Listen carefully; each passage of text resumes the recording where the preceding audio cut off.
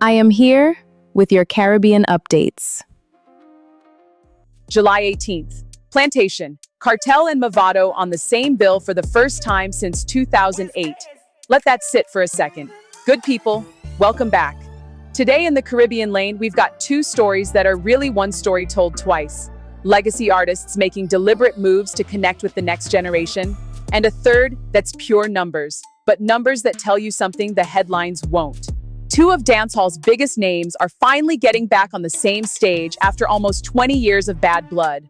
A veteran DJ just put his name next to two Marleys like he's got something to prove.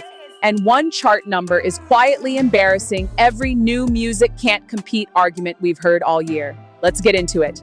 Before we get into today, it's worth catching you up on where each of these threads has actually been building. The Kartel Mavado story isn't new. This rivalry goes back almost 2 decades to a 2008 standoff that split dancehall fandom down the middle and never fully healed, even as both men have spent on and off stretches since then, in and out of the spotlight for very different reasons. What's different now is that both are deep in comeback era visibility this year, which is exactly the climate that made a reunion announcement possible. Capleton, meanwhile, has been a steady, lower noise presence for the past few months. No major headlines, just consistent release activity, which makes this Marley-featured project a noticeably bigger swing than what he's been doing lately. And Protoje's The Art of Acceptance actually first dropped back in the spring as part of his Lost in Time festival run. It had its moment, fell off the radar like most new releases do in this market. And what's notable today is that it's coming back months later, which almost never happens. With that backdrop in mind, here's where things stand right now. Let's start where the biggest noise is. A taste of Sumfest has been confirmed for July 18th at Plantation, and the bill brings Vybz Kartel and Mavado together for the first time since 2008.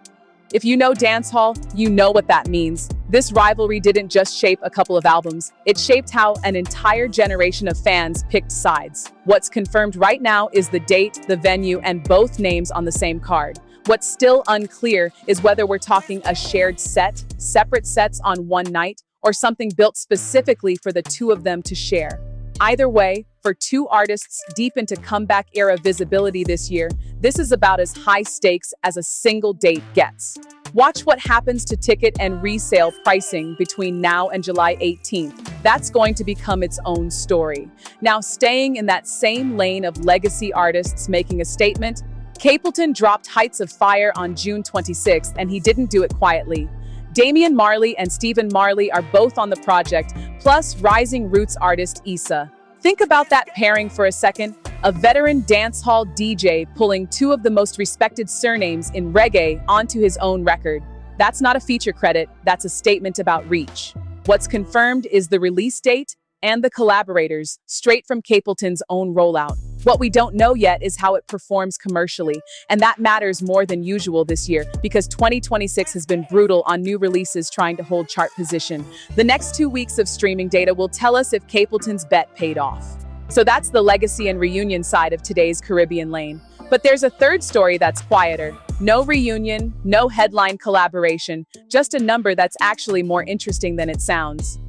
Protoje's double album, The Art of Acceptance, the one with Eesah, Masika, and both Marley brothers on it, just re-entered the Billboard Reggae Albums chart, dated June 27th. Here's why that's worth your attention. Most new reggae and dancehall releases this year have struggled to hold a chart position past a week or two. A re-entry, months after the original release, is genuinely rare. We don't know yet what specifically reactivated the streaming. No single trigger has been confirmed. But what it tells us is that Protoje remains reggae revival's most commercially durable figure, not just a critical favorite. It's a real counter data point to the new music can't chart narrative we've been tracking all year. Those are today's 3 deep dives. But before we close out the Caribbean lane, here's what's developing. Stories that aren't at full strength yet, but worth keeping an eye on. Skillabang's Bad Man, She Love Tour just added an Oakland date, and Maley's joining him there for what he's calling their first ever live performance of their Shake It to the Max version together. Worth watching if that becomes a recurring tour moment. And outside the artist lane entirely, Dream Weekend is making its biggest move in 17 years, relocating from Negril to Montego Bay for its July 30th through August 3rd staging. That's a festival infrastructure story, not an artist story, but the economic ripple, Hotel capacity, airport access, an entire city absorbing what Negril held for over a decade. That's big enough it may earn its own full segment soon. So today in the Caribbean, a rivalry returning to the stage, a veteran calling in reggae royalty, and a chart number proving reggae revival still has commercial teeth. That's the Caribbean Deep Dive. Stay with us. Europe and the American lane are right behind this.